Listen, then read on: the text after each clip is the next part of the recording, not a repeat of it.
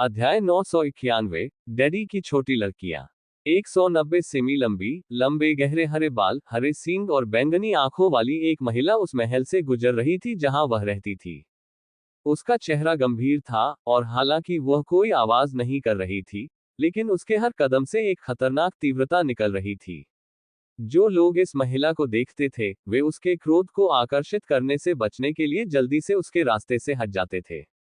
इस जगह पर उसका डर साफ देखा जा सकता था। हालांकि नौकरों के बीच ये डर निराधार था, क्योंकि विक्टर उन लोगों के खिलाफ बेवजह हिंसा की इजाजत नहीं देता था जो उसकी मदद करते थे। ये हमेशा से उसका सिद्धांत रहा था। आंख के बदले आंख, दांत के बदले दांत, खून के बदले खून। वह उन लोगों का अपमान नहीं करेगा जो उसकी सहायता करते हैं, और इस महल में हर कोई यह जानता था। लेकिन फिर भी नौकरों ने महिला के विस्फोटक गुस्से को खतरे से बचाने के लिए उससे दूर हट गए। औरत ने वेयरवुल्फ नौकरानी की ओर अपनी आंखें थोड़ी सिकोड़ ली। तुम वहां हो? हाँ हाँ। मेरे पिता कहाँ है? मुझे नहीं पता, राजकुमारी जीना। शायद आपको लेडी कागुया, लेडी वायलट या लेडी वेलेनोरा से पूछना चाहिए। वे आमतौर पर जानते हैं कि मास्टर कहाँ होंगे। जीना की बैंगनी आंखें मादा वेयरवुल्फ की ओर हल्की सी चमक उठी, एक ऐसी नजर जिसने महिला को उसकी तीव्रता के कारण सिकुड़ने पर मजबूर कर दिया। उसे ऐसा महसूस हुआ कि वह किसी भी क्षण मर सकती है। जीना ने केवल सिर हिलाया और चलना जारी रखा। धन्यवाद, आपका स्वागत है। जैसे ही जीना चली गई, नौकरानी जमीन पर गिर पड़ी और भारी सांस लेने लगी। एक सच्चे ड्रैगन की नजर में होना कुछ ऐसा था जिसकी उसे ईमानदारी से आदत होनी चाहिए थी, लेकिन कुछ व्यक्ति, विशेष रूप से सायरन राजकुमारियां और जीना, को संभालना काफी मुश्किल था। उद्धरण चिन्ह डॉट डॉट डॉट। क्या आप ठीक हैं? एक अन्य नौकरानी ने पूछा। मुझे अपने कपड़े बदलने की जरूरत है। वहां पहुंची नौकरानी ने नीचे देखा और वेयरवुल्फ के आतंक का परिणाम देखा। उद्धरण चिन्ह डॉट डॉट डॉट। ठीक है, चलो उसे बाथरूम ले चलते हैं। धन्यवाद। Dot dot dot. एक आदिम ड्रैगन देवी और एक अराजकता ड्रैगन देवता की बेटी के रूप में जन्मी, जेना एल्डब्लड ने निश्चित रूप से सर्वोत्तम जीन प्राप्त किए। अपनी बड़ी बहनों, जो 1000 साल से जीवित हैं, की तुलना में केवल 2 दशक पहले पैदा होने के बावजूद, गया और विक्टर की बेटी होने के नाते, प्रतिभा और असामान्य विकास उसके लिए सबसे कम चिंता का विषय थे। मुख्य रूप से इसलिए क्योंकि वह जीवन की अत्यधिक विकसित अवधारणा के साथ पैदा हुई थी, और जीवन की एक आदिम ड्रैगन देवी के रूप में, उसका पूरा शरीर अपनी बहनों की तुलना में बहुत तेजी से परिपक्व हुआ। वह अपनी कुछ छोटी बहनों, जैसे स्टेला और इसाबेल की तरह एक विसंगत थी, जो आदिम के बराबर प्राणियों की बेटियां थीं। सबसे कम उम्र की होने के बावजूद, जीवन की अपनी अवधारणा के कारण वह ड्रैगन शरीर के मामले में पहले से ही एक किशोरी थी। इस वजह से उसके लिए अपने वयस्क मानव शरीर के साथ घूमना अजीब नहीं था, है ना? मेरे पिता कहाँ हैं? मेरे डैडी कहाँ हैं? हर बार जब वह ये सवाल पूछती, तो उसके चेहरे पर गुस्सा और भी बढ़ जाता, जिससे उसके आसपास के नौकर उसे देखते ही भाग जाते। विक्टर की सभी बेटियों की तरह वह भी डैडी की छोटी लड़की थी, जो उसकी पत्नियों को बहुत नापसंद थी। जब वह महल के गलियारों से निराश होकर गुजर रही थी, तो उसकी मुलाकात अपनी एक बहन से हुई। अपनी माँ अन्नास्थाशिया और अपने प्यारे पिता एंजेलिना एल्डरब्लड की बेटी। एंजल नाम होने के बावजूद, वह एक प्यारी परी से बिल्कुल अलग थी। उसे अपनी माँ का अपने पिता के प्रति पागलपन पूरी तरह विरासत में मिला था।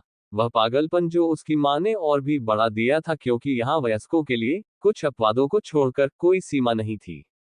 आया 120 सेमी लंबे और 2 पूंछों वाले बच्चे के चेहरे पर एक प्यारी सी मुस्कान उभरी। उसकी बैंगनी आंखें बिना किसी छुपे मनोरंजन के जीना को देख रही थी। जीना, मुझे उम्मीद नहीं थी कि तुम यहाँ आ जाओगी। मुझे भी यहाँ तुम्हें देखने की उम्मीद नहीं थी। तुम यहाँ क्या कर रहे हो? यहाँ से उसका मतलब विक्टर के निजी क्वार्टर से था।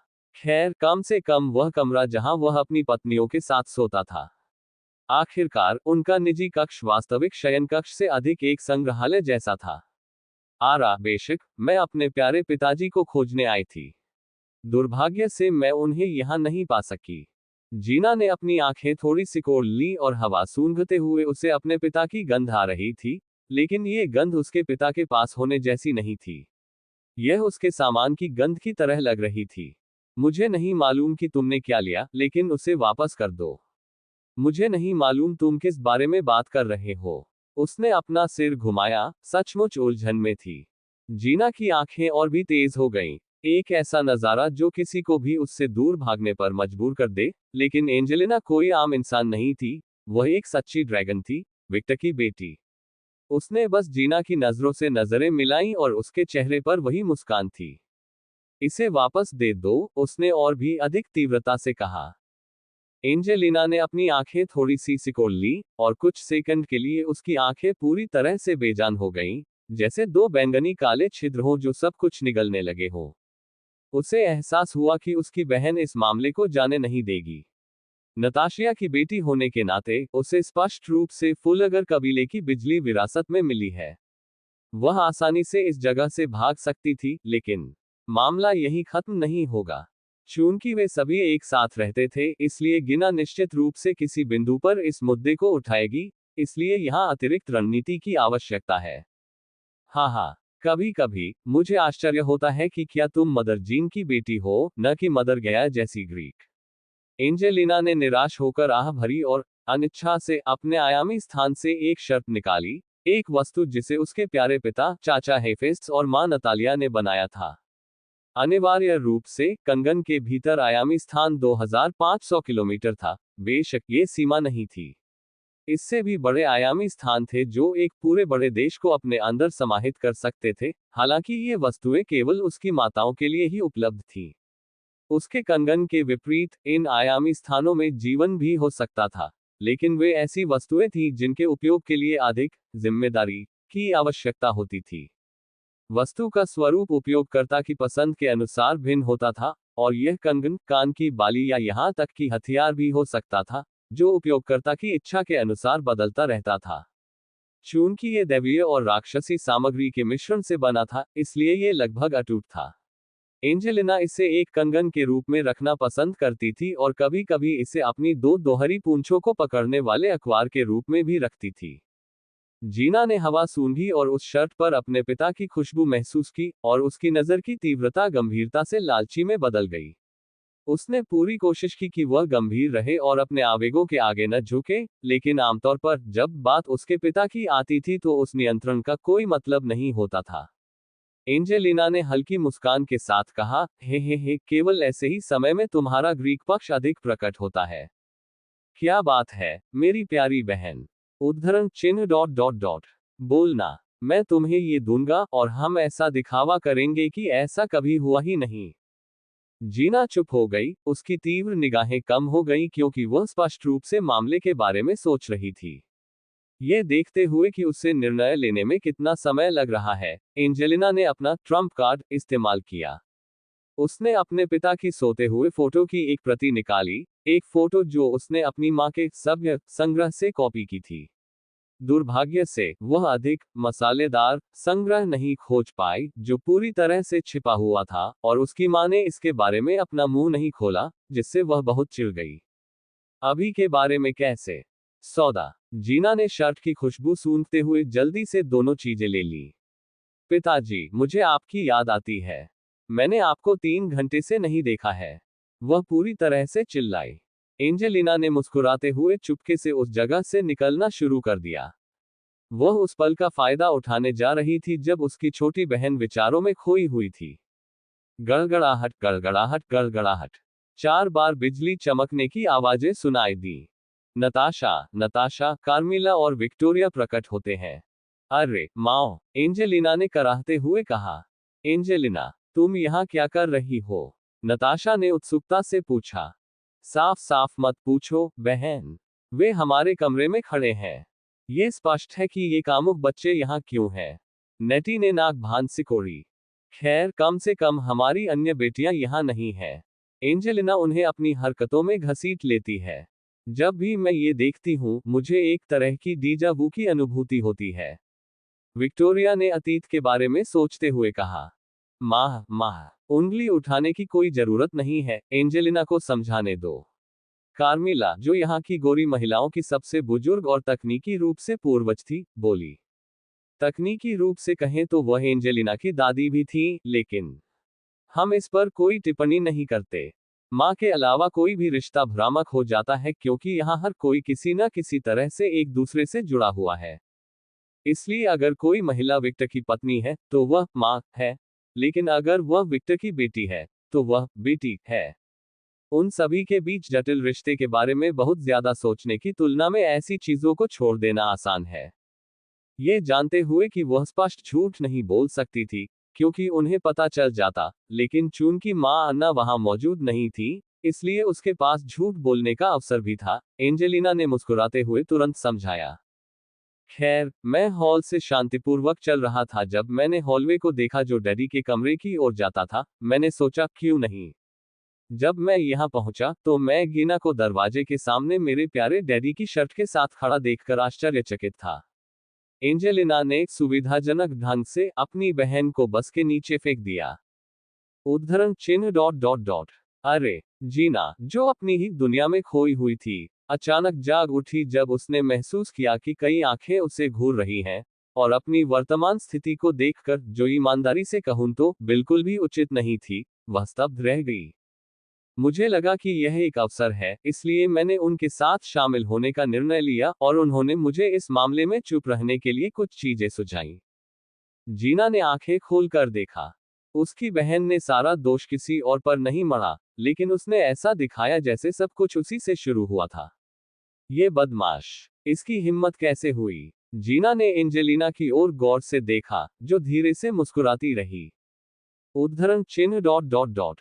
सच में, इन कामुक बच्चों, अपने पिता के लिए इतना प्यार क्यों? नेटी ने आह भरी। खैर, ये विक्टर है। एक आदर्श व्यक्ति और एक स्नेही पिता। ये स्पष्ट है कि क्यों। विक्टोरिया ने नेटी के समान स्वर में कहा। दोनों को बिल्कुल भी ईर्ष्या नहीं थी। उन्हें बस ये देखकर गुस्सा आ रहा था कि उनकी प्यारी बेटी को सिर्फ अपने पिता में दिलचस्पी थी, अपनी माँ में नहीं। कार्मिला और नताशा एंजेलिना की ओर देखकर मुस्कुराई, एक जानकार मुस्कान। यहाँ कोई भी मूर्ख नहीं था, और हर कोई अपनी बेटी के व्यक्तित्व के आधार पर अनुमान लगा सकता था कि क्या हुआ था। ठीक है, मैं आपकी बहन को अकेला न छोड़ने के लिए आपकी सराहना करती हूँ। आप हमारे परिवार की कहावत को बहुत अच्छी तरह समझते हैं। नताशा ने सिर हिलाया। अगर एंजेलिना ने सारा दोष गिना पर डाल दिया होता, तो उसे ये शब्द नहीं सुनने पड़ते। सभी माताओं ने अपनी बेटियों के दिमाग में परिवार की कहावत डालने का प्रयास किया। विक्टर भी उन्हें ये बात याद दिलाने का प्रयास करता है। परिवार सदैव पहले स्थान पर आता है। पूरा दोष न लेना और ध्यान भटकाना चतुराई और चालाकी माना जा सकता है, और यह कार्य जरूरी नहीं कि बुरा हो। लेकिन यह अच्छा भी नहीं है, कार्मिला ने सख्ती से कहा। बेटी, तुम एक सच्ची ड्रैगन हो। अगर तुम ऐसा करते हुए पकड़ी जाती हो, तो गर्व से बताओ कि तुम क्या कर रही थी और बहाने मत बनाओ। उफ। एंजेलिना को एहसास हुआ कि चीजें वैसी नहीं हुई जैसा उसने अनुमान लगाया था। बेशक ये रवैया सिर्फ हम पर, आपके परिवार पर ही लागू होता है। अगर आपको बाहर ऐसे प्राणियों का सामना करना पड़ता है जो आपसे ज्यादा शक्तिशाली हैं, तो कोई भी घिनौना और चालाक काम गिना जाएगा, चाहे आप कुछ भी करें। आपको बचकर रहना होगा और हमारा इंतजार करना होगा। इस तरह हम सब कुछ नष्ट कर देंगे। आखिरकार कोई भी ड्रैगन के परिवार के साथ खिलवाड़ नहीं कर सकता, नेटी ने मुस्कुराते हुए कहा। बहुत खूनी, विक्टोरिया ने अपनी आंखें घुमाई। बस हमारे सबक याद रखो, और तुम ज्यादातर मामलों में ठीक हो जाओगे, लेकिन सुधार करना मत भूलना और हमारे नियमों से चिपके मत रहना। उद्धरण चिन्ह डॉट डॉट डॉट। मैं इन पाठों का उद्देश्य समझता हूँ, लेकिन माँ, क्या आपको सचमुच लगता है कि पिताजी हमें अपने क्षेत्र से दूर भटकने देंगे? विक्टोरिया और नेटी ने लड़की द्वारा लगातार डैडी शब्द के प्रयोग पर अपनी आंखें घुमाने से परहेज किया। लेकिन उसके शब्दों में दम था। विक्टर अपनी बेटियों को अपने क्षेत्र से दूर जाने की अनुमति नहीं देगा। ये सच है, लेकिन आपकी बहनें स्वभाव से काफी साहसी हैं, और ऐसा लगता है कि आपको मुसीबत मोल लेने की आदत अपने पिता से विरासत में मिली है। इसलिए सावधानी बरतना जरूरी है, कार्मिला ने कहा। मेरे रहते ऐसा नहीं होगा, जीना ने गंभीरता से कहा, अपनी बहनों के प्रति बहुत सुरक्षात्मक होते हुए। पहले फुलगस के नाम से जानी जाने वाली महिलाओं ने जीना को देखा और उसके गंभीर व्यवहार की तुलना उसकी मां के लापरवाह व्यवहार से की और आश्चर्य जताया कि क्या ये गंभीर लड़की वास्तव में गया की बेटी थी, भले ही उसके गहरे हरे बाल उसके वंश को पूरी तरह से प्रकट कर रहे थे। यह विश्वास करना अभी भी कठिन था कि वह विक्टर और गया के मिलन से आ सकती है। ये बात डार्लिंग की शर्ट उतारने के बाद कहना, नताशा ने उपहास किया। जीना शर्मा गई और अपने हाथ की एक लहर के साथ अपनी कीमती वस्तुओं को अपने आयामी स्थान में रख दिया, जो एक बेल्ट था। खैर, चलो अंदर चलते हैं। डार्लिंग जल्द ही घर आ जाएगा और हमें उसके लिए तैयारी करनी चाहिए। तुम दोनों बेटियों के कमरे में वापस जाओ और वहां इंतजार करो। मुझे यकीन है कि वह तुमसे मिलने आएगा। जीना और एंजेलिना की आंखें उत्साह से चमक उठी और फिर दोनों उक्त कमरे की ओर दौड़ पड़ी। एंजेलिना अपनी बिजली जैसी शक्तियों के कारण सबसे आगे थी। मुझे यकीन है कि अगर हम होते तो वह ऐसी प्रतिक्रिया नहीं करती, विक्टोरिया ने धीरे से कहा। बड़बड़ाना बंद करो और इसे भूल जाओ। हमारी सभी बेटियां पापा की बेटियां हैं और मुझे लगता है कि यह कभी नहीं बदलेगा। खैर, कम से कम मैं भाग्यशाली हूं कि मेरा एक बेटा है। मुझे उम्मीद है कि वह मुझे जल्द ही एक पोता देगा, विक्टोरिया ने उत्सुकता से मुस्कुराते हुए कहा। इन शब्दों ने तीनों फुलगरों को चौंका दिया। ये सच है। क्या हमें अपने भतीजे को जल्दी से जल्दी ले जाना चाहिए? अगर ये तात्सुया पर निर्भर है तो उसके बच्चे 100 साल बाद ही होंगे, नताशा ने कहा। यह एक अच्छा विचार है, नेटी ने सहमति जताई। अरे, मेरे बेटे को अपनी नापाक योजनाओं से दूर रखो, विक्टोरिया ने गुर्राहट के साथ कहा। तीनों महिलाओं ने विक्टोरिया को पूरी तरह से नजरअंदाज किया और बहस जारी रखी। जब तक विक्टोरिया का दबाव और भी ज्यादा बढ़ने लगा, तब तक उन्होंने उसकी तरफ नहीं देखा।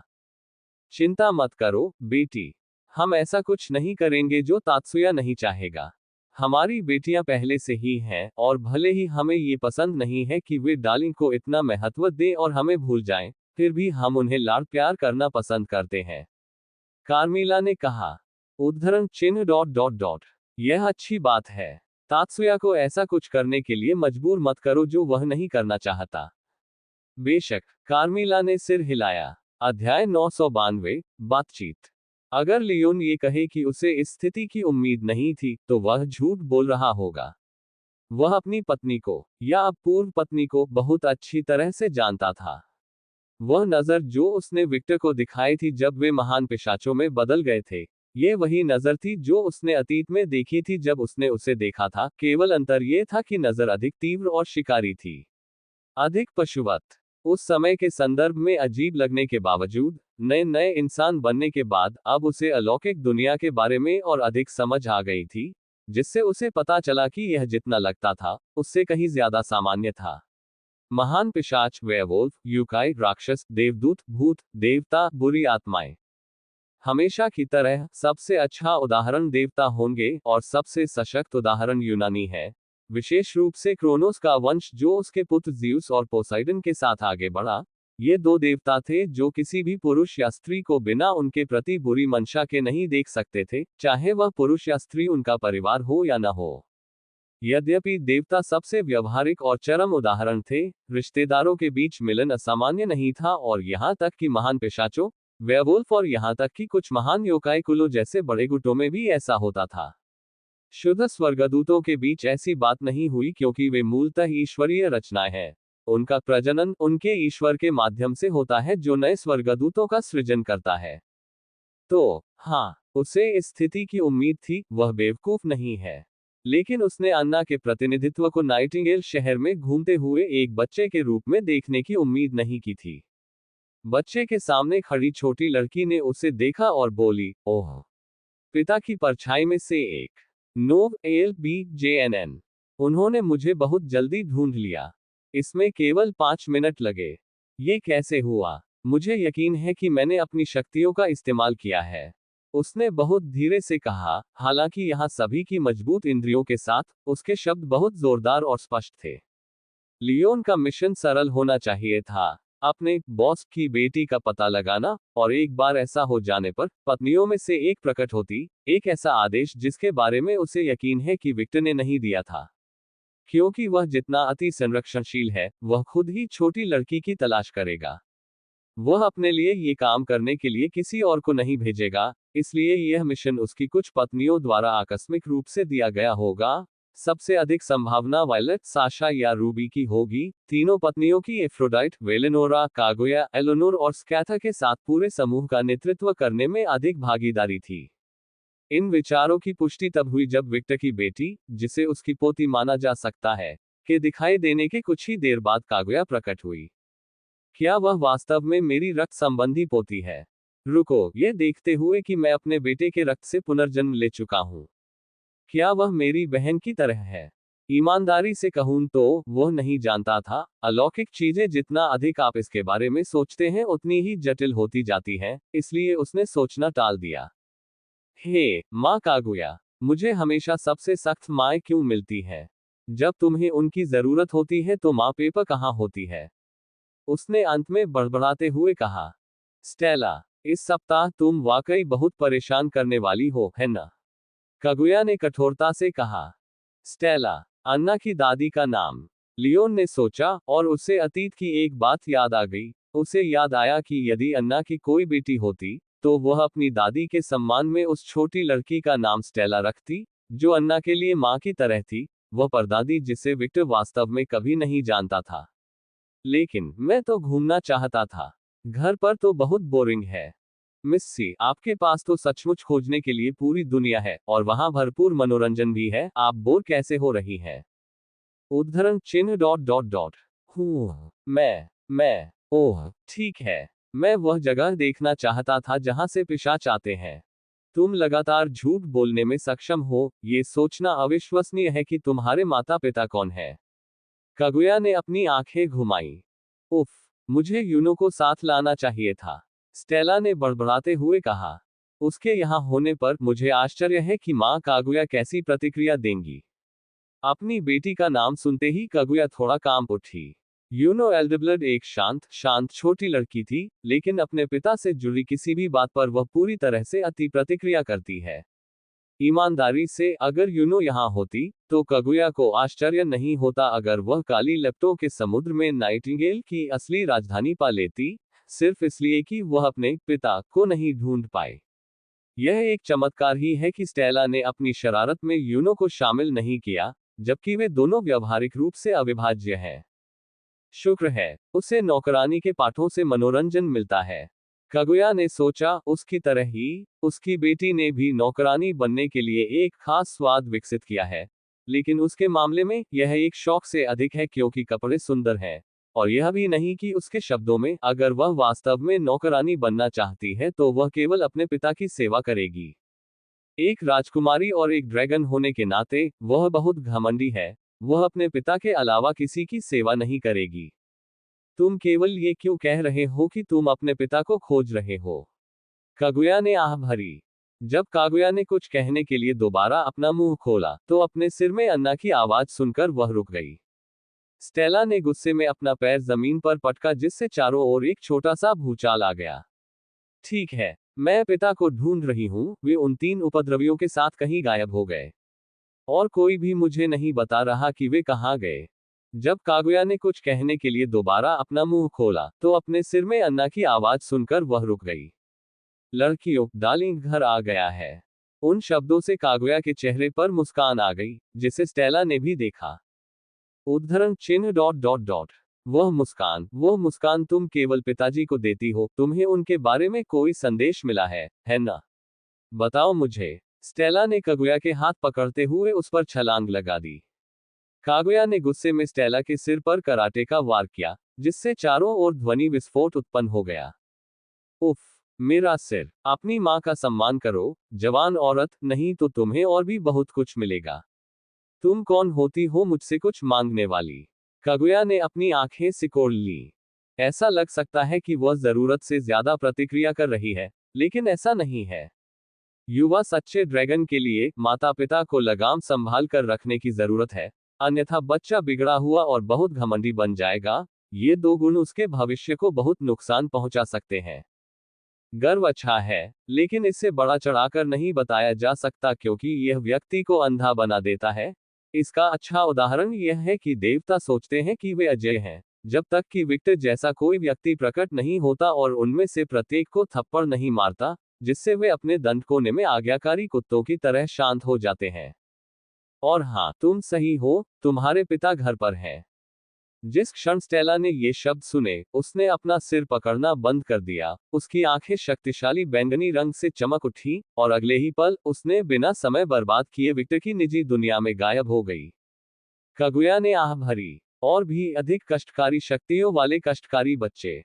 स्टेला ने जो सरल कार्य किया था, वह एक साधारण टेलीपोर्ट जैसा प्रतीत हो सकता था, लेकिन ये धारणा बहुत गलत थी। उसने अपने चारों ओर की वास्तविकता को मोड़ दिया और व्यावहारिक रूप से अंतरिक्ष को चीर दिया, जिससे उसे विक्टर की निजी दुनिया में प्रवेश करने के लिए मजबूर होना पड़ा। उसने विक्टर की निजी दुनिया से बाहर निकलने के लिए भी यही तरीका अपनाया, क्योंकि विक्टर की निजी दुनिया में प्रवेश करने और बाहर निकलने की कुंजी केवल उसकी पत्नियों के पास ही होती है। लेकिन कागुया को यकीन है कि विक्टर ने जानबूझकर स्टेला को ऐसा करने दिया। आखिरकार, उसकी निजी दुनिया उसकी आत्मा से जुड़ी हुई है। वह तुरंत जान जाता है कि कौन बाहर जा रहा है और कौन अंदर आ रहा है। वह अपनी निजी दुनिया में व्यावहारिक रूप से सर्वज्ञ है। वह एक नियंत्रण प्रेमी व्यक्ति है, तथा अपनी बेटियों को असुरक्षित नहीं छोड़ता। इसका प्रमाण उसके पास तैरता हुआ उसका संदेशवाहक था, एक ऐसा अस्तित्व जिसे केवल कागुया ही देख सकता था, क्योंकि संदेशवाहक उसे ऐसा करने की अनुमति देता था। आप बर्खास्त किए जाते हैं। देवियों और सज्जनों, आपकी सेवाओं के लिए धन्यवाद। हाँ, छाया गायब हो गई, केवल एक ही पीछे रह गई। कागुया ने उस छाया को देखकर भौहें चढ़ाईं, लेकिन जब उसने अपनी आंखों से देखा कि मुखौटे के पीछे कौन था, तो उसने कुछ नहीं कहा। लियोन ने अपना भावहीन काला मुखौटा हटा दिया और अपना युवा, जीवंत चेहरा प्रकट किया। मुझे विक्टर से बात करनी है, उसने बहुत गंभीरता से कहा। क्या आप इसकी व्यवस्था कर सकते हैं? उद्धरण चिन्ह डॉट डॉट डॉट। हाँ, मैं कर सकता हूँ। Dot dot dot. Victor, Leon और अन्ना, जो कभी एक परिवार थे, अब भी परिवार हैं, लेकिन उनके रिश्ते अलग अलग हैं। समय बीतता है और उसके साथ साथ सब कुछ बदल जाता है। अलौकिक दुनिया में प्रवेश करते समय ये सोचना कि आप कभी नहीं बदलेंगे, पूरी तरह से मूर्खता थी। ऐसी दुनिया में जहां देवता और ड्रैगन रहते हैं, नश्वर मानदंड कोई मायने नहीं रखते। खास तौर पर विक्टर जैसे प्राणियों के लिए, जो न केवल उसके जैसे ताकतवर प्राणियों की पागलपन से निपटते हैं, बल्कि उनकी एक बेटी एक एल्ड्रिच हॉरर है जो केवल सही और गलत की अवधारणा जानती है, क्योंकि वह विक्टर का सम्मान करती है और अपने पिता के रूप में वह जो भी कहती है वह करती है। अगर ऐसा नहीं होता, तो ये पूरी तरह से निश्चित था कि एल्ड्रिच हॉरर्स की अराजक प्रकृति के कारण ये दुनिया अब अराजकता में होगी। लियोन और अन्ना ने एक दूसरे को देखा। हालांकि लियोन को एक विशेष प्रकार का स्नेह महसूस हुआ, लेकिन ये स्नेह अत्यंत उदासीनता के साथ आया। यद्यपि विक्टर की आंतरिक दुनिया में 2000 वर्ष बीत चुके थे, फिर भी लड़कियों को समय बीतने का अधिक एहसास नहीं हुआ, मुख्यतः इसलिए क्योंकि विक्टर ने ये बताने से इनकार कर दिया कि कितना समय बीत चुका है, तथा उसने समय पर नजर रखने के लिए उपकरण लगाने से भी पूरी तरह इनकार कर दिया। तो कुछ लड़कियों के लिए जो नश्वर थी, उन्हें ऐसा लग रहा था कि समय 2 से 10 साल बीत चुका है। इस एहसास का कारण उनकी अपनी बेटियां थीं, जो अगर जीना जैसी कुछ असामान्यताओं के कारण नहीं होती, तो वे सभी 120 सेमी की ऊंचाई वाली बच्चियां होती, जो आमतौर पर 7 से 10 साल की होती। लेकिन हकीकत में, उनमें से कुछ पहले से ही 1000 साल से अधिक पुराने हो सकते हैं, जैसा कि वायलेट, साशा और रूबी की बेटियों के मामले में है। इन विभिन्न कारकों के कारण अधिकांश लोगों को समय बीतने का एहसास नहीं हुआ। इस वजह से एक सच्चे ड्रैगन के रूप में भी अन्ना में अभी भी वह संवेदनशीलता थी जो उसके मानव होने के समय से थी, लेकिन नश्वर मानकों के हिसाब से भी 10 वर्ष एक लंबा समय है। खास तौर पर एक ऐसे ड्रैगन के लिए जिसकी प्रवृत्ति और इच्छाएं अन्य प्रजातियों की तुलना में बहुत ज्यादा मजबूत और निर्णायक है। एना को लियोन के साथ एक अपनापन महसूस हुआ, कुछ ऐसा जैसे वह एक दोस्त हो जिसे उसने लंबे समय से नहीं देखा था, लेकिन ये बस इतना ही था।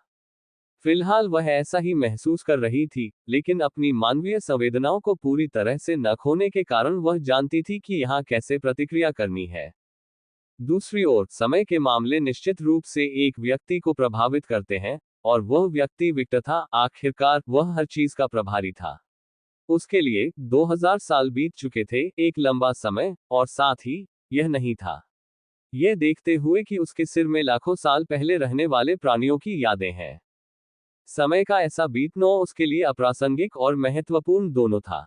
कुल मिलाकर उसने बस समय के इस बीतने का सामना आराम करने और अपनी दिव्यताओं और अपने दुर्लभ रूप के साथ साथ अपनी मार्शल आर्ट को प्रशिक्षित करने के लिए किया, जिसे उसने कुछ सहस्राब्दियों से छुआ नहीं था। वह किसी भी क्षण ग्रैंड मास्टर तक पहुंचने वाला था, लेकिन यह आगे नहीं बढ़ पाया क्योंकि वह अपनी अन्य शक्तियों का प्रशिक्षण ले रहा था। और सबसे महत्वपूर्ण बात, अपने प्यारे परिवार के साथ समय बिताना। एक ऐसा परिवार जो उसके सामने खड़े व्यक्ति तक फैला हुआ था। चीजें बदल सकती हैं, वो बदल सकता है, उसने अपनी मानवता पूरी तरह खो दी है, लेकिन उसके मूल में कुछ चीजें नहीं बदलती हैं। आंख के बदले आंख, दांत के बदले दांत, खून के बदले खून। एक सिद्धांत जो कहता है, मेरे साथ अच्छा व्यवहार करो तो मैं तुम्हारे साथ अच्छा व्यवहार करूंगा, मेरे साथ बुरा व्यवहार करो तो मैं तुम्हारे साथ 100 गुना बुरा व्यवहार करूंगा। वह हमेशा इस तरह से कार्य नहीं करता था। आखिरकार वह एक मशीन नहीं था, और वास्तव में केवल अपनी इच्छाओं का पालन करने वाला प्राणी था, लेकिन वह इसे कभी नहीं भूलता क्योंकि इस तरह की सोच उसे सामने वाले व्यक्ति द्वारा सिखाई गई थी। लियोन वॉकर ने उसे एक आदमी बनना सिखाया, और विक्टर उसका सम्मान करता है, इसलिए ये कभी नहीं बदलेगा। दूसरी ओर लियोन काफी उत्पीड़ित महसूस कर रहा था, अपनी भावनाओं या किसी ऐसी चीज से नहीं, बल्कि अपने सामने मौजूद दो प्राणियों की उपस्थिति मात्र से। यद्यपि वे कुछ भी नहीं कर रहे थे, फिर भी यह भावना कि वह किसी भी क्षण मर सकता है, उसकी सहज प्रवृत्ति में बनी हुई थी। यह एक सामान्य अनुभूति थी, क्योंकि वह एक वास्तविकता से प्रभावित व्यक्ति तथा सत्य और वास्तविकता की देवी के सामने था, जबकि दूसरा एक अराजकता ड्रैगन था, और साथ ही एक अलौकिक प्राणी भी था। दोनों की उपस्थिति देवताओं के लिए भी भारी थी, मनुष्य के लिए तो ये बात और भी अधिक महत्वपूर्ण थी। लियोन को देखते हुए विक्टर को उसकी स्थिति का एहसास हुआ। ओह, मैं इसके लिए क्षमा चाहता हूं, मैं इस छोटी सी बात को भूल गया था। जिस क्षण उसने ये शब्द कहे, वो दमनकारी भावना काफी हद तक कम हो गई, लेकिन वह अभी भी वहां थी, छिपकर देख रही थी, और लियोन की किसी भी गलती की प्रतीक्षा कर रही थी।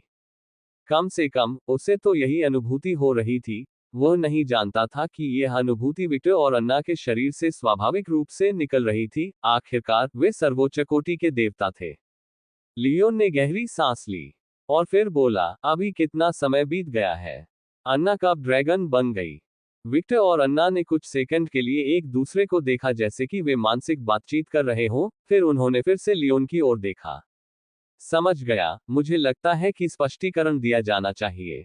ये देखते हुए कि हमारी गतिविधियों की सूचना हमारे अधीनस्थों को नहीं दी जाती, इसमें कोई आश्चर्य नहीं कि वे भ्रमित हैं, अन्ना ने कहा। विक्टर ने सिर हिलाया। उसके अधीनस्थ कर्मचारी उसके आसपास अचानक होने वाले परिवर्तनों के आदी हो चुके थे, इसलिए जब उनके आसपास कोई अवास्तविक स्थिति उत्पन्न होती थी, तो वे बस कंधे उचकाकर आगे बढ़ जाते थे, जैसा कि विक्टर की बेटियों के सामने आने पर हुआ था। वे बहुत हैरान थे, लेकिन परवाह नहीं करते थे। आखिरकार जब तक उनके सम्राट कोई आदेश नहीं देंगे, तब तक कुछ भी नहीं किया जा सकता था। ये स्थिति अच्छी भी थी और बुरी भी। अच्छी बात यह थी कि विक्टर चाहे कुछ भी करे, उसके मातहत उससे कभी सवाल नहीं करेंगे, जो कि बुरी बात होती अगर उसकी पत्नियां बहुत योग्य न होती। बुरा पक्ष ये था कि उसके अधीनस्थ उसकी गति के अनुरूप काम नहीं कर रहे थे। कम से कम इस पहलू में विक्टर को लगा कि उसे सुधार की आवश्यकता है।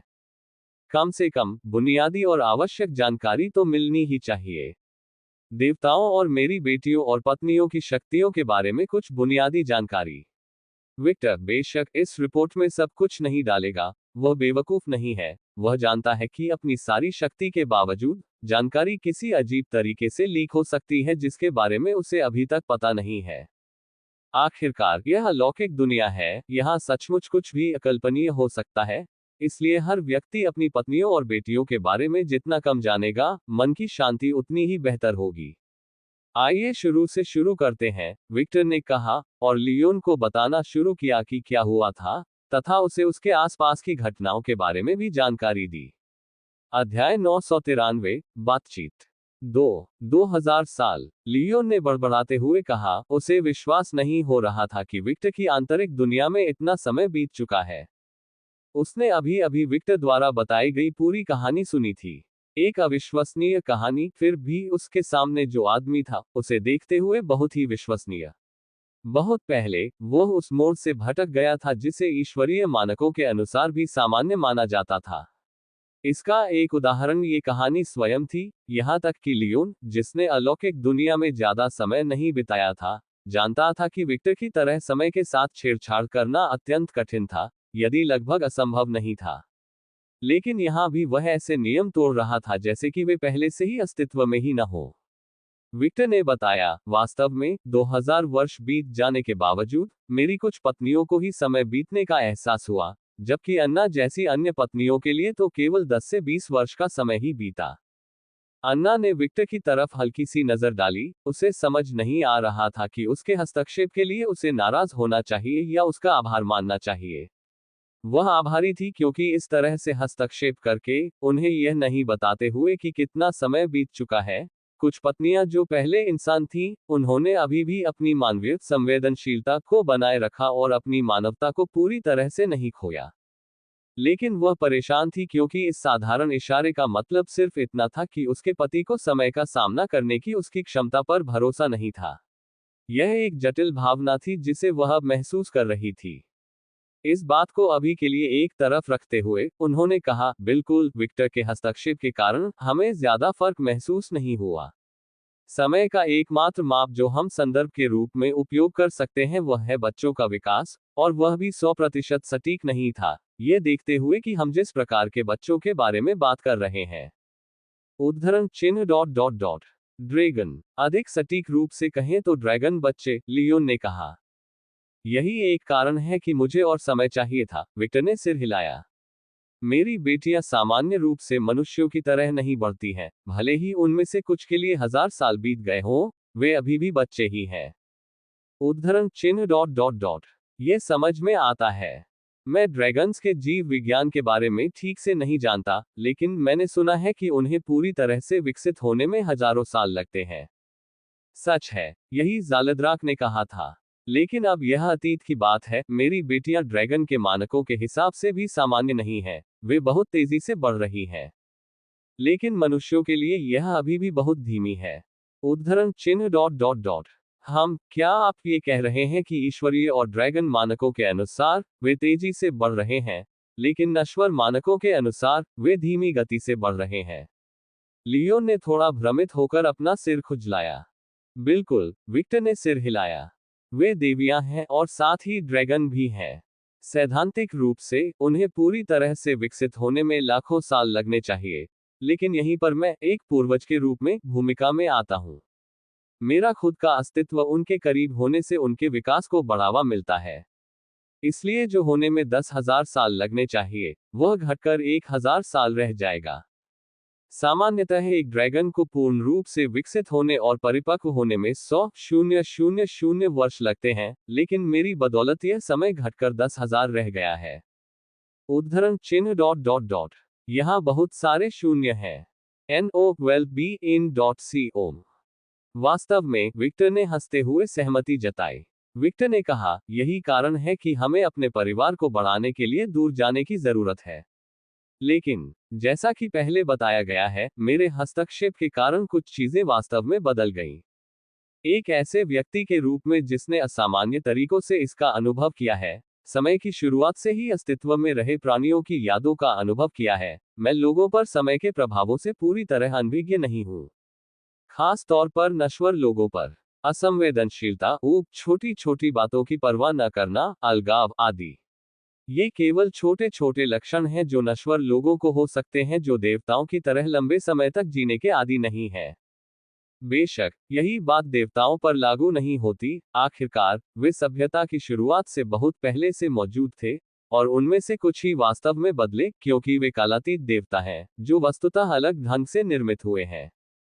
मनुष्य को लाखों साल जीने के लिए नहीं बनाया गया है, यह एक ऐतिहासिक तथ्य है। इस वजह से कई मनुष्य जो लंबे जीवनकाल वाले अलौकिक प्राणियों में बदल गए, समय के साथ अपना दिमाग खो बैठे, अलौकिक प्राणियों की अनैतिकता और समय बीतने के कारण। यहाँ तक कि महान पिशाचों जैसे लंबे समय तक जीवित रहने वाले प्राणियों में भी पहले 1500 वर्षों के बाद वही लक्षण दिखाई देते हैं। इसका एक उदाहरण व्लाद की बेटी लिलिथ टेप्स है, जो पूरी तरह से बिगड़ेल बच्ची थी, जो हर किसी के जीवन को मवेशियों की तरह समझती थी। हालांकि उसके मामले में ये रवैया व्लाद द्वारा अपनी बेटी को दिए गए अनुग्रह के कारण माना जा सकता है। विक्टर की पत्नियां, जो कभी नश्वर थीं, इन नियमों से मुक्त नहीं है। भले ही वे अब ड्रैगन देवियां हैं, लेकिन वे इन नियमों से पूरी तरह मुक्त नहीं है। हाँ, उनकी ड्रैगन आत्मा और मस्तिष्क उन्हें इन छोटी छोटी चीजों के लिए अधिक मानसिक दृढ़ता प्रदान करेंगे। वे अनिवार्य रूप से अब दीर्घायु प्राणी है। लेकिन विक्टर जोखिम नहीं लेना चाहता था। विक्टर की तरह समय को तेजी से आगे बढ़ाने की अपेक्षा अपनी सभ्यता की प्रगति के साथ समय बीतने को देखना बेहतर है। इस तरह उन्हें कमोबेश ऐसा ही महसूस होगा, ओह कितना समय बीत गया है। मुझे याद है जब ये भूमि सिर्फ धूल और अभिमानी देवताओं से भरी थी, देखो अब समाज कैसा है।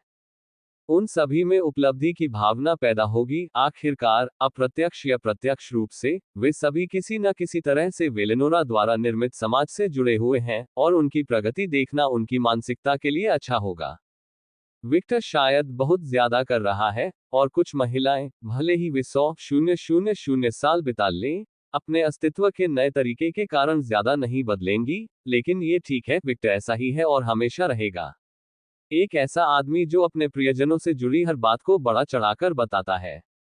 वह हमेशा अपनी अखंडता को भूलकर सभी की अखंडता को बनाए रखने के लिए योजना बनाना और सुनिश्चित करना पसंद करता है। लेकिन अपने बचाव में, वह लंबे समय से बाहरी देवता के रूप में सामान्य से दूर रहा है, इसलिए ये ज्यादा मायने नहीं रखता। समय बीतने के साथ क्रूरता हो सकती है, यहाँ तक कि महान पिशाचों जैसे प्राणियों के लिए भी। लियोन ने कहा, अपने एक मिशन पर उसने देखा कि कैसे महान पिशाच अपनी भावनाओं के भ्रष्टाचार में पूरी तरह से फंस जाते हैं। कुलीनता एक पुराना शब्द हो सकता है, और लियोन जैसे 21वीं सदी के किसी व्यक्ति के लिए बहुत प्राचीन है, लेकिन कुलीन पिशाचों के लिए यह बहुत आवश्यक था। उन्हें अपना समय किसी न किसी काम में लगाना ही था। आखिरकार दीर्घायु प्राणियों का सबसे बड़ा शत्रु कोई दूसरा दीर्घायु शत्रु नहीं, बल्कि ऊभी है। बोरियत किसी भी प्राणी को उस भावना को गायब करने के लिए कुछ भी करने के लिए प्रेरित कर सकती है। इसका उदाहरण उन देवताओं के साथ है जो न्याय के दिन के बाद मानवता में अधिक सक्रिय रूप से भागीदारी कर रहे हैं। विक्टर ने लियोन की बात पर बस सिर हिला दिया। उद्धरण चिन्ह ...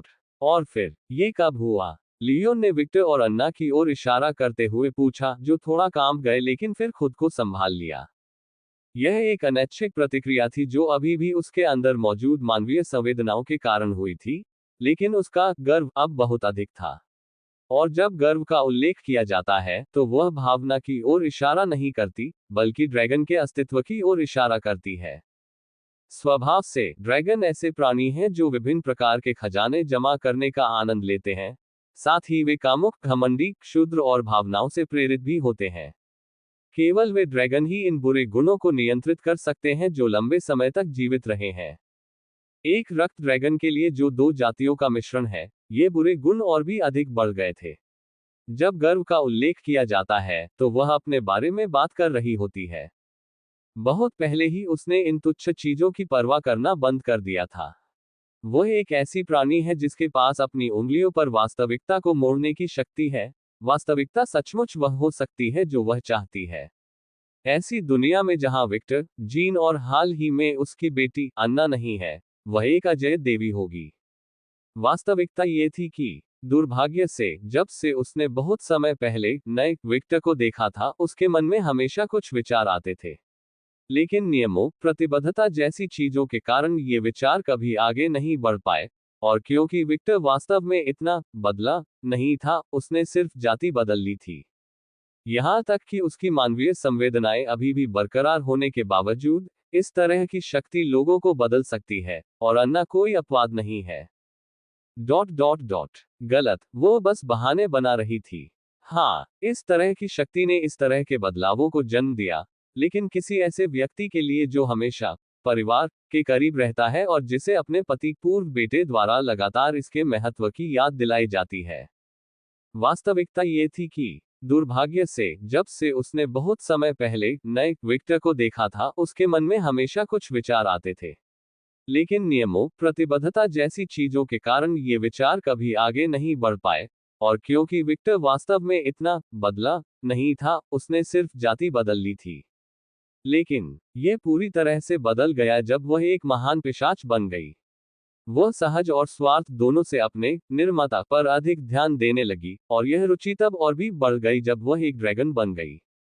चाहे वे कुछ भी कहें, ऐसे सुंदर, देखभाल करने वाले, इतने विक्टर को नजरअंदाज करना असंभव है। यह ऐसा है जैसे कि एक सामान्य हॉल में दो मेजें हों, और ये दोनों मेजें भोजन से भरी हों, तथा मेजबान के अनुसार सजाई गई हों। विक्टर एक सुंदर मेज थी जिसे सौंदर्य की देवी ने बनाया था, तथा जिस पर भोजन परोसा गया था वह ऐसा भोजन था जिसे देवता अप्रतिरोध्य मानते थे। जबकि दूसरी एक सामान्य, सरल मेज थी। हाँ, यह एक भयानक सादृश्य था, और अन्ना को ऐसा सोचने के लिए बहुत बुरा लगा, लेकिन यह सच होना बंद नहीं होता। सच तो ये था कि वह लालची थी। विक्टर जिस तरह से अपनी पत्नियों के साथ व्यवहार करता था, वह जुनून, वह स्नेह, वह ध्यान, वह ये सब अपने लिए भी चाहती थी। उसने हिल्डा के साथ प्रशिक्षण के दौरान इस भाग को स्वीकार किया था और इसे छुपाया था, लेकिन ये विचार हमेशा से उसके मन में रहे थे और ड्रैगन बनने के बाद पूरी तरह से खिल उठे। विक्टर ने ईमानदारी से कहा, हमारा रिश्ता अलगाव की अवधि के दौरान विकसित हुआ। उसके झूठ बोलने या नाटकीय ढंग से पेश आने का कोई कारण नहीं था। यहाँ सभी वयस्क थे और एक दूसरे को लंबे समय से जानते थे। चारों ओर बुरा माहौल होने के बावजूद अन्ना और लियोन के बीच जिस तरह का रिश्ता था, उसे देखते हुए ऐसी घटना होना सामान्य बात है। अन्ना के विपरीत विक्टर को अजीब नहीं लग रहा था या उसकी मानवीय संवेदनाओं को किसी भी तरह से ठेस नहीं पहुंच रही थी। वह जो है और जो है, उसने उसे कई तरह से बदल दिया। यदि वह एक सामान्य व्यक्ति होता, तो उसे ईमानदारी से मनोचिकित्सक की मदद लेनी चाहिए थी, लेकिन जैसा कि एक विदूषक कहता है, पागलपन गुरुत्वाकर्षण की तरह है, और इसे वास्तविकता बनाने के लिए बस थोड़े से धक्के की जरूरत होती है। और विक्टर लंबे समय से इस पागलपन में डूबा हुआ है। एक पूर्व मानव के रूप में उसके अनगिनत सिद्धांत, केवल वही जो उसका मूल है, बचा हुआ है, बाकी को उसके विकास के अनुसार ढाला या बदल दिया गया है। मैं समझता हूँ। मुझे लगता है कि इसके संकेत पहले भी मिले होंगे। बिल्कुल, विक्टर ने सिर हिलाया। मुझे आश्चर्य है कि सब कुछ कब बदलना शुरू हुआ। लियोन ने आश्चर्य व्यक्त किया। उसी क्षण से जब तुम मेरे बच्चे बन गए, विक्टर ने बहुत स्पष्ट कहा। विक्टर के शब्दों से लियोन और अन्ना थोड़ा कांप उठे। अलौकिक दुनिया अजीब, समझ से परे और अक्सर पागलपन भरी होती है। यहाँ इंसानों द्वारा बनाए गए नियमों का कोई मतलब नहीं है, केवल ताकत का ही मतलब है। अब तक तो तुम्हें ये पता चल ही गया होगा, लियोन। हाँ, वास्तव में, मुझे कहना होगा कि हम आपकी वजह से बहुत विशेषाधिकार प्राप्त स्थिति में हैं। सबसे मजबूत होने के नाते कोई भी आपको उकसाने की हिम्मत नहीं करता। सबसे मजबूत, यह एक घिसी पिटी उपाधि लग सकती है, और कुछ लोगों को उबाऊ भी लग सकती है, लेकिन इस उपाधि से बहुत सारे लाभ मिलते हैं, जिनमें से सबसे बड़ा लाभ यह है कि वह जो चाहे, जब चाहे, और जिस समय चाहे, उसे करने की क्षमता रखता है। विक्टर को ये बात उसी क्षण समझ में आ गई जब उसने अलौकिक दुनिया में कदम रखा और स्कैथर ने उसकी पिटाई कर दी। सबसे शक्तिशाली शिक्षक ने यह बात उसके दिमाग में डाल दी थी। इस वजह से वह समय बर्बाद नहीं करता था, वह हमेशा प्रशिक्षण लेता था, हमेशा सर्वश्रेष्ठ बनने की कोशिश करता था। वह नहीं चाहता था कि दूसरे उसके पीछे पड़े और वह प्रतिकूल स्थिति में रहे। कुछ लोग कहते हैं कि एक अच्छी कहानी हार और जीत से बनती है। एक पात्र जो हमेशा जीतता है वह उबाऊ होता है, इसलिए उसे चरित्र विकास के लिए हारना जरूरी है। लेकिन जैसे ही वह हारता है, पाठक नाराज हो जाते हैं और लेखक को कोसना शुरू कर देते हैं। विक्टर इसे बकवास कहता है। हर कोई जीत की तरफ होना चाहता है, वह इससे अलग नहीं है। जिस क्षण से उसने समझा कि अलौकिक दुनिया में हारना का क्या मतलब है, उसने अपने नाम की अवधारणा को अपने अस्तित्व में शामिल करना सुनिश्चित किया। उसके नाम की अवधारणा क्या है? ये सरल है, विक्टर का अर्थ है विजयी। एक कमजोर मनुष्य के रूप में उसके पास ऐसा करने की क्षमता नहीं थी। वह न केवल अपनी बीमारी से दुर्बल हो गया था, बल्कि उसके पास शक्ति भी नहीं थी, लेकिन एक पूर्वज के रूप में और अंततः एक ड्रैगन देवता के रूप में वह ऐसा कर सकता था। लेकिन इससे जो हुआ वह तथ्य नहीं बदलता। इससे स्टेला का अस्तित्व नहीं बदलता। विक्टर की आंखों में अपनी बेटी का नाम सुनते ही हल्की चमक आ गई। और वह चमक लियोन के लिए ये चेतावनी देने के लिए पर्याप्त थी कि वह खतरनाक क्षेत्र में कदम रख रहा है। विक्टर को जानते हुए उसे इस बात पर कोई संदेह नहीं है कि अपनी बेटियों के प्रति उसका अधिकार भाव उसकी पत्नियों के प्रति उसके अधिकार भाव के समान ही या उससे भी बदतर है। हाँ, वास्तव में भावनाओं को नियंत्रित नहीं किया जा सकता, पूरी तरह से नहीं। आखिरकार ड्रैगन और पिशाच के रूप में हम इच्छाओं के प्राणी हैं। अन्ना को अब बहुत अजीब लगा। सच कहूं तो उसे और भी नाटक की उम्मीद थी, न कि सौहार्दपूर्ण बातचीत की, जैसे कि वे मौसम के बारे में बात कर रहे हों। हाँ, वह समझ सकती है कि लियोन अक्सर ऐसे शब्द बोलता है जो नाटकीयता को जन्म दे सकते हैं, लेकिन विक्टर पेशेवर रूप से इससे बचता है और बातचीत को सौहार्दपूर्ण बनाए रखता है। मुझे लगता है कि वायलेट की तरह उसे भी नाटक पसंद नहीं है, अन्ना ने विचलित होकर सोचा। अध्याय 994। समय सब कुछ बदल देता है, यहां तक कि देवताओं को भी। कुछ विद्वानों का कहना है कि हमारा भविष्य अतीत के अनुभवों से बनता है, और वे गलत नहीं है। अपने सामने खड़े आदमी को देखकर विक्टर अपने अतीत के बारे में सोचने से खुद को रोक नहीं पाता। बहुत दूर की बात है उनके लिए अपने जीवित अस्तित्व को गिनते हुए, विक्टर की उम्र 2700 वर्ष से भी अधिक हो सकती है। वह अपने मन में विभिन्न प्राणियों की अनगिनत यादों को भी ध्यान में नहीं रखता। यादों के इस समंदर के सामने एक इंसान के रूप में उसके दिन महज धुंधले, अतीत की मृग तृष्णा जैसे लगते हैं।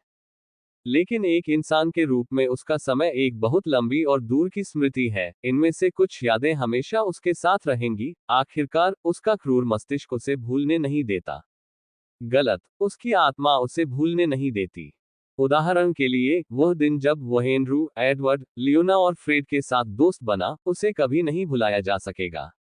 वह दिन जब उसके पिता ने उसे एक असली आदमी बनना सिखाया, उसे कभी नहीं भुलाया जा सकेगा। भले ही उसने उसे उसकी माँ की तुलना में बहुत कम सिखाया था, जो हमेशा उसे हर चीज में सलाह देती रहती थी। उन्होंने जो सबक दिए वे बहुत मूल्यवान थे। इस बात को ध्यान में रखते हुए, विक्टर इस रिश्ते में कोई बुरा स्वाद नहीं छोड़ना चाहता।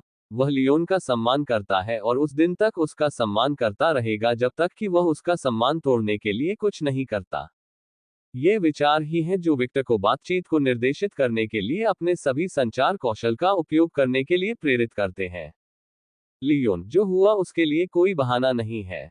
इसमें कुछ भी सही या गलत नहीं है, केवल कार्य और परिणाम है। हाँ, सहज प्रवृत्ति, इच्छाएं, भावनाएं और अन्य कारकों के कारण चीजें वैसी ही हुई जैसी वे हुई। कोई बहाना नहीं है। विक्टर, तुमने मेरा चुरा लिया। रुको, अन्ना ने पहली बार हस्तक्षेप किया। ऐसी बातें मत बोलो। अन्ना ने अपनी आंखें सिकोड़ ली। हम इस बातचीत को सभ्य बनाए रखेंगे। सबसे पहले, मैं आपकी संपत्ति नहीं हूं, लियोन। अन्ना ने दूसरी उंगली उठाई। दूसरी बात, जब तुम भी मेरे जैसे ही जाल में फंस गए हो तो तुम मुझसे कुछ भी नहीं मांग सकते। लियोन घबरा गया। क्या तुम्हें याद है कि जब तुम एक महान पिशाच बन गए तो तुमने सबसे पहले क्या किया था? उद्धरण चिन्ह डॉट डॉट डॉट।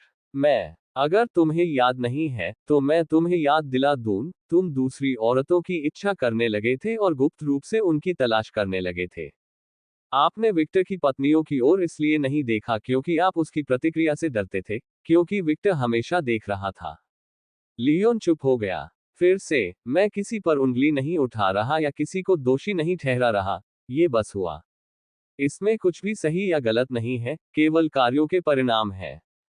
एक पुरुष पिशाच के रूप में आपकी इच्छा अन्य महिलाओं के लिए थी। एक महिला पिशाच के रूप में मेरी इच्छा मेरे निर्माता के लिए थी। बस यही तो होता है।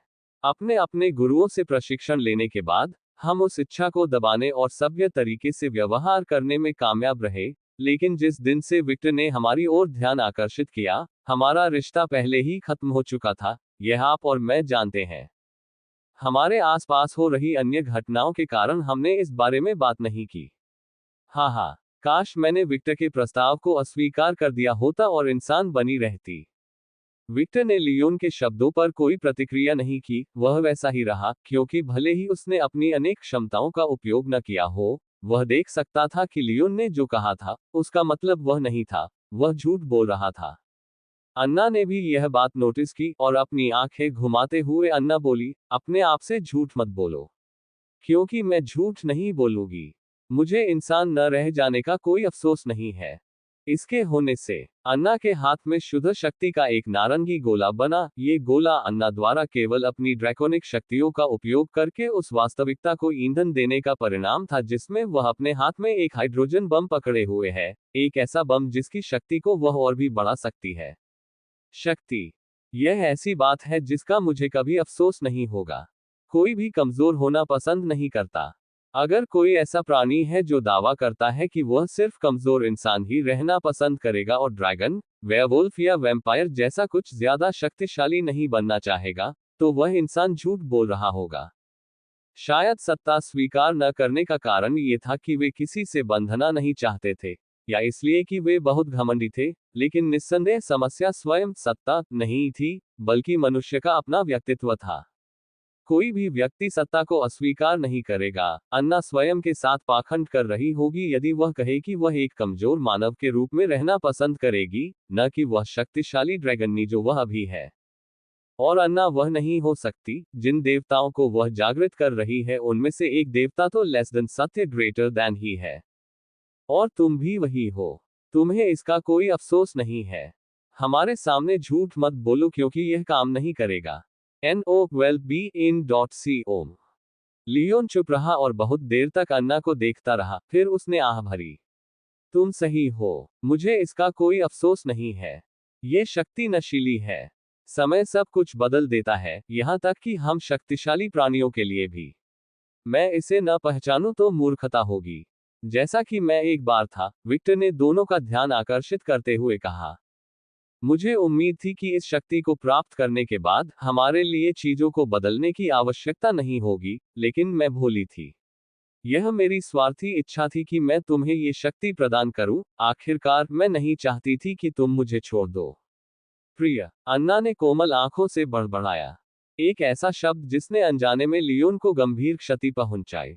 विक्टर अपने माता पिता को सामान्य मौत मरने नहीं दे सकता, जबकि उसके पास इसे रोकने की क्षमता है। वह कोई हीरो या बहुत परोपकारी व्यक्ति नहीं है जो किसी और की इच्छा का पालन करेगा। यदि उसकी मां ने कहा होता कि वह मानव मृत्यु मरना पसंद करती है, तो जैसे ही उसने ऐसा कहा होता, वह उसे एक महान पिशाच में बदल देता। उसके पिता के साथ भी ऐसा ही हुआ होगा। वह चाहता है कि उसके माता पिता उससे नफरत करें, बजाय इसके कि वह उन्हें हमेशा के लिए मरते हुए देखे, और ये विचार भविष्य में भी नहीं बदले हैं। विक्टर का स्वभाव अधिकारपूर्ण है। ड्रैकोनिक जाति वास्तव में उसके अनुकूल है, क्योंकि वह अपने सभी खजाने को अपने पास रखना पसंद करता है, ताकि वह हमेशा उनकी देखभाल कर सके और जब भी संभव हो, उन्हें बिगाड़ सके। ऐसा होने के बावजूद, वह एक योद्धा भी है और साथ ही एक शिक्षक भी है जो दूसरों का विकास देखना पसंद करते हैं, ऐसा कुछ जो उन्हें स्कैथर से विरासत में मिला है, ऐसा उनका मानना है। यदि उनका दूसरा पक्ष, जो दयालु, शिक्षक और योद्धा है, न होता, तो बहुत समय पहले ही उन्होंने अपनी पत्नियों को अपने आंतरिक संसार नामक तहखाने में बंद कर दिया होता और उन्हें वहीं छोड़ दिया होता, ताकि उन्हें किसी भी चीज से निपटना न पड़े। लेकिन उसने ऐसा नहीं किया। वह अपनी पत्नियों और परिवार को इतना महत्व देता है कि वह ऐसा नहीं कर सकता, इसलिए वह उन्हें विकसित होने की स्वतंत्रता देता है। लेकिन एक अधिकारवादी व्यक्ति के रूप में, वह हमेशा उन पर नजर रखता है और उन्हें हर चीज से बचाता है। यह उनका सार है, जो कभी नहीं बदलेगा। उनका भविष्य, जो अभिलेखों की सुरक्षा कर रहा है, इसका प्रमाण है। हाँ, लियोन ने फिर से लंबी सांस छोड़ी। अगर मैं कहूं कि मुझे इसकी उम्मीद नहीं थी तो मैं झूठ बोलूंगा। आखिरकार मैं अपनी पूर्व पत्नी को अच्छी तरह से जानता हूं, जैसा कि मैं तुम्हें अच्छी तरह से जानती हूं। अन्ना ने अपनी नजर लियोन की ओर घुमाई। और तुम्हारी पत्नी? लियोन कांप उठा। तुम्हें पता है, मुझे आश्चर्य है कि आप सोचती हैं कि आप हमारे नागरिकों में से किसी एक के साथ डेटिंग कर सकती हैं, और मुझे इसकी जानकारी नहीं होगी। आपकी स्थिति काफी महत्वपूर्ण है, आप जानती हैं। सिर्फ किसने बताया? ओह, ब्लैंक कबीले की औरतों ने। लियोन को अब अपना माथा पीटने का मन हुआ। विक्टर के लिए काम करने वाली सभी महिला छायाएं अपने सम्राट के प्रति पूरी तरह से वफादार हैं। वे उसकी आंखें और कान हैं, और यही बात पुरुषों पर भी लागू होती है। लेकिन लियोन यह अच्छी तरह से जानता है कि संगठन की महिलाएं विक्टर के प्रति और भी अधिक वफादार हैं। ऐसा इसलिए है क्योंकि उनकी पत्नियां, जो इन महिलाओं के कुलों की नेता हैं, अक्सर इन महिलाओं को सम्राट की ओर से पुरस्कार देती हैं, जैसे कि उनकी तस्वीरें, कुछ निजी सामान जिनके गायब हो जाने पर विक्टर को कोई आपत्ति नहीं होती। अधिक चरम मामलों में, जहां ये महिलाएं अच्छा काम करती हैं, पत्नी स्वयं सम्राट को बुलाकर उन्हें अधिक अंतरंग पुरस्कार देती है। लियोन ने व्यक्तिगत रूप से इसके कई साक्ष्य देखे हैं। विक्टर की अनुपस्थिति में छाया का नेतृत्व करने वाली कागुया ने अक्सर अपने कबीले की लड़कियों को इस तरह से पुरस्कृत किया है। हेलेना, जो विक्टर की अनुपस्थिति में दानव क्षेत्र का नेतृत्व करती है, वही कृत्य दानवों की महिला आबादी के साथ करती है। ताशा, जो वेयरवुल्फ का नेतृत्व करती है, हारुना, जो यूकाई का नेतृत्व करती है, वे सभी अलग नहीं थे। यही बात रक्त देवता के धर्म की उच्च पुजारिन वेलेरिया एलेकर्ट पर भी लागू होती है, जो सम्राट की कट्टर शिष्या है। चाहे आप किसी भी स्त्री को देखें, यदि वह स्त्री सम्राट के प्रभाव क्षेत्र में है, तो वह उसके प्रति पूरी तरह वफादार रहेगी, वे उसकी आंखें और कान होंगी। दूसरे शब्दों में, वे सभी कट्टरपंथियों का एक समूह है जिन्होंने अपना पूरा अस्तित्व अपने भगवान को समर्पित कर दिया है। और कट्टरता का ये स्तर इस बात से निर्धारित होता था कि वे सम्राट के कितने करीब हैं। ईमानदारी से कहूं तो, ये सोचना मेरी मूर्खता है कि उन्हें पता नहीं होगा। लियोन ने नाइटिंगेल में पाई गई पिशाच मालकिन के बारे में सोचा।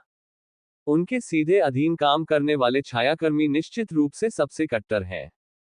कोई भी छोटा मोटा काम अगर इन पर्यवेक्षकों द्वारा विश्वासघात माना जाता है, तो वे तुरंत उचित अधिकारियों को सूचित करेंगे, और वे सम्राट का थोड़ा सा ध्यान आकर्षित करने के लिए कुछ भी करने को तैयार हैं। सच कहें तो लियोन को ये सारा पागलपन, कट्टरता और वफादारी का ये स्तर हास्यास्पद लगता है, और इससे भी बदतर बात यह है कि इस प्रकार की वफादारी पुरुषों में भी पाई जा सकती है। केवल महिलाएं ही नहीं, मुझे लगता है कि मेरे साथी भी मेरी शिकायत करेंगे। ईमानदारी से कहूं तो, अगर आप विक्टर से कोई महत्वपूर्ण बात छिपाना चाहते हैं तो आप किसी पर भी भरोसा नहीं कर सकते। हाँ, पुरुषों की कट्टरता महिलाओं की तरह हास्यास्पद नहीं है, लेकिन यह निश्चित रूप से मौजूद है। पुरुष राक्षस और पुरुष पिशाच इसका आदर्श उदाहरण है। यदि लियोन कट्टरता के स्तर को प्रतिशत में मापे तो महिलाओं का स्तर बहुत अधिक होगा, जबकि पुरुषों का स्तर 96% होगा, तथा शेष प्रतिशत उनकी अपनी व्यक्तिगत इच्छाओं पर केंद्रित होगा। कुछ लोग चार्ट से बाहर हैं, ये वे लोग हैं जो बहुत महत्वाकांक्षी हैं और अधिक शक्ति चाहते हैं। राक्षसों, महान पिशाचों और हाल ही में गुलाम बनाए गए देवताओं के बीच यह अधिक आम है, जो सामान्य रूप से समाज में अपने योगदान के कारण धीरे धीरे गुलामी से बाहर आ रहे हैं। ईमानदारी से कहूं तो यह अविश्वसनीय था कि कैसे एक ही प्राणी की इच्छा के कारण इतने सारे प्राणी पूरी तरह से गतिशील हो सकते थे। लियोन को प्राणियों की गतिविधियों की पूरी समझ नहीं है, क्योंकि उसे पूरी तरह से समझ नहीं है कि विक्टर का अलौकिक दुनिया में क्या स्थान है। ये तथ्य कि वह नकारात्मकता का देवता है, उसे उन सभी देवताओं पर सर्वोच्च अधिकार देता है जो नकारात्मक ऊर्जा को पोषित करने वाली अवधारणाओं का उपयोग करते हैं। केवल इस दिव्यता के साथ, वह पहले से ही अस्तित्व में होने के कारण सबसे सम्मानित प्राणियों में से एक माना जा सकता है। वह कई अन्य देवताओं के साथ एक विजेता थे, और वह ऐसे व्यक्ति थे जिन्होंने पृथ्वी को व्यावहारिक रूप से उसकी शुद्धतम अवस्था में पुनर्स्थापित किया। प्राणियों के प्रति उनका प्रभाव और सम्मान का स्तर चार्ट से बाहर था। लियोन को ये बात समझ में नहीं आई, क्योंकि वह भी उसे अपने बेटे के रूप में ही देखता था, और यह भी नहीं कि वह अन्य दैवीय गुटों के साथ ज्यादा जुड़ा नहीं था। वह जिस क्षेत्र से निपट रहा था, वह नाइटिंगेल और कभी कभी समर पर अधिक केंद्रित था। उसका प्रभाव बहुत सीमित था, इस और कई अन्य कारकों के कारण वह पूरी तरह से समझ नहीं पाया कि विक्टर बाकी सभी के लिए कौन था। अस्तित्व के इस बिंदु पर विक्टर ने अपने गुट को अस्तित्व में रहने मात्र से ही अछूत बना दिया, तथा अपनी इस नीति के कारण मनुष्यों का विश्वास और भी अधिक प्राप्त कर लिया कि कड़ी मेहनत का पुरस्कार अवश्य मिलना चाहिए। विक्टर के समाज में, जब तक आप प्रयास करते हैं, अपनी प्रतिभा को निखारने के लिए कड़ी मेहनत करते हैं, और पूरे समाज की मदद करते हैं, आपको पुरस्कृत किया जाएगा, चाहे वह किसी भी तरह की खोज क्यों ना हो। मनुष्यों के लिए ये समझना आसान है, और उनके लिए बेहतर काम करता है।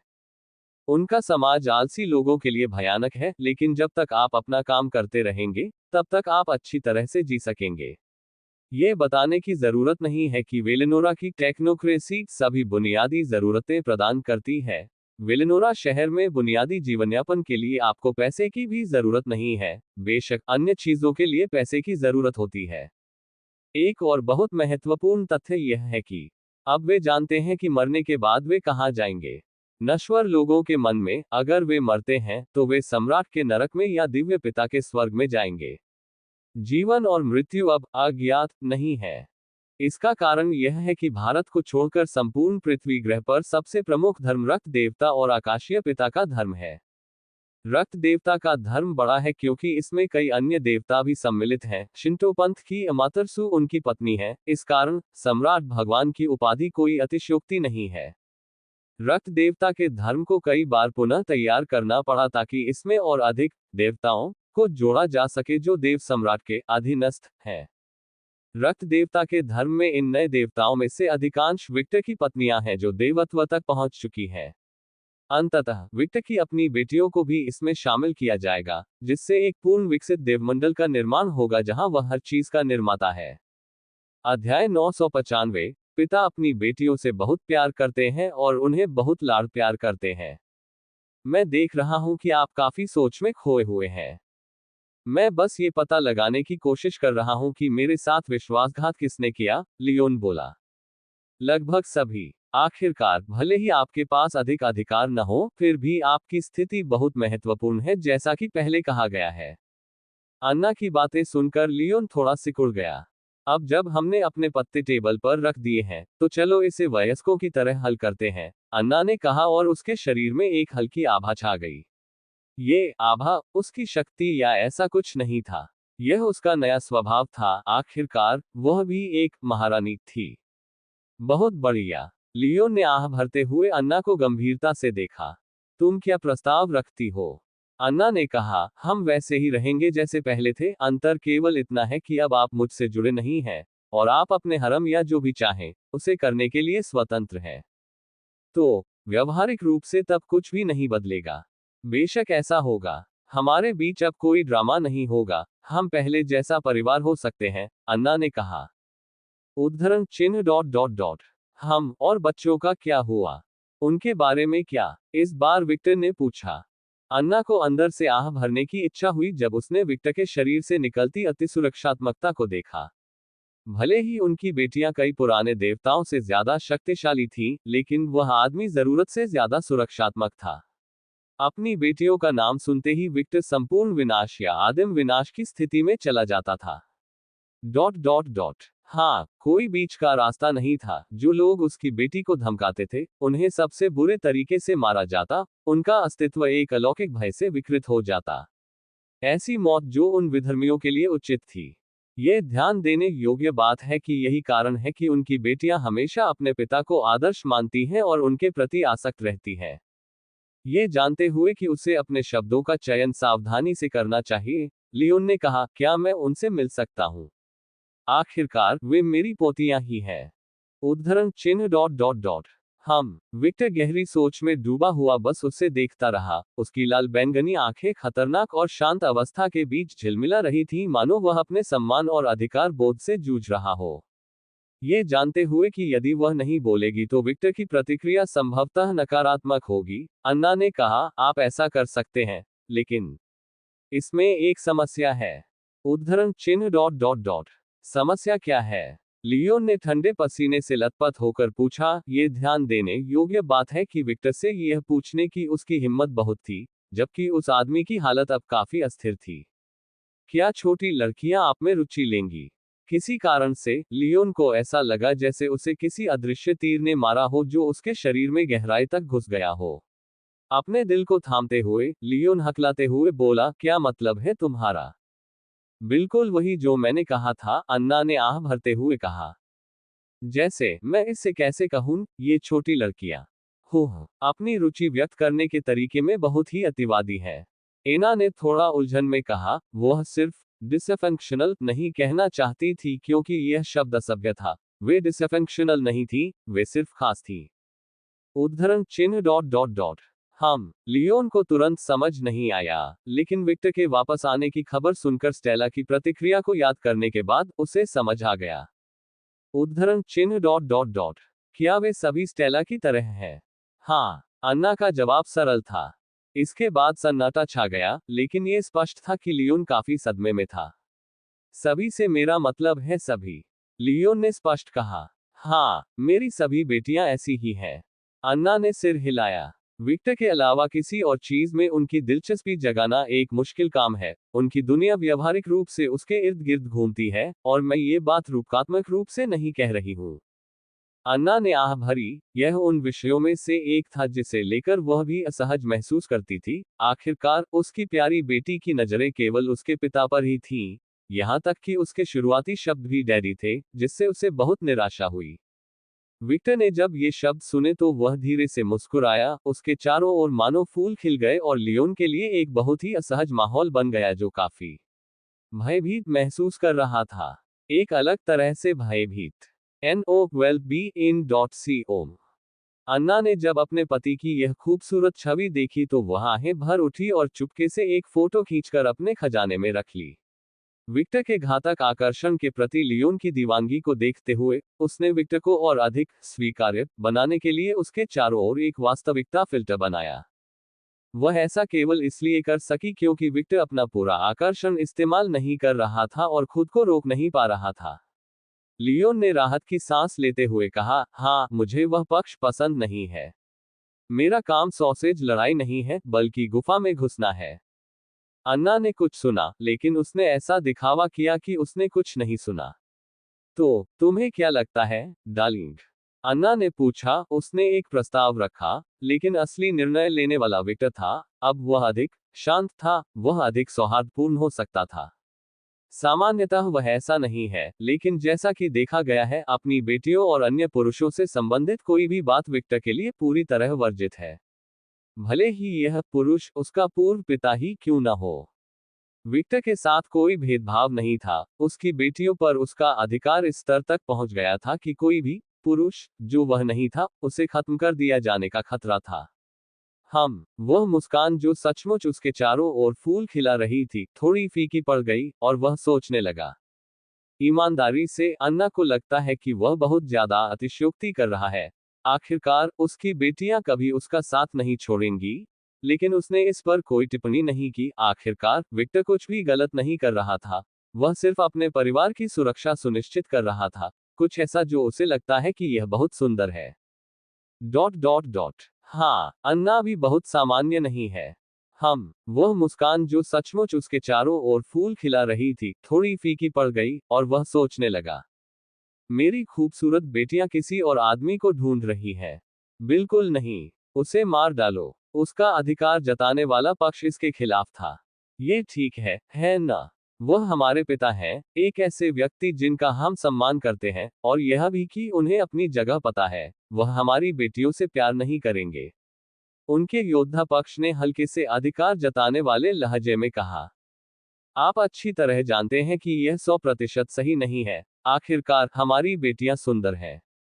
उन्हें हमारी सुंदरता और हमारी पत्नियों की सुंदरता विरासत में मिली है। मेरी पत्नी की ओर से। वे मेरे हैं। विक्टर ने गुर्राहट के साथ कहा, और दोनों विक्टर उसे भावशून्य भाव से देखने लगे। उद्धरण डॉट डॉट डॉट यार, शांत रहो, बेहोशी में भी तुम संभव हो। दोनों एक साथ बोले। मेरा। वह और भी गुर्राया।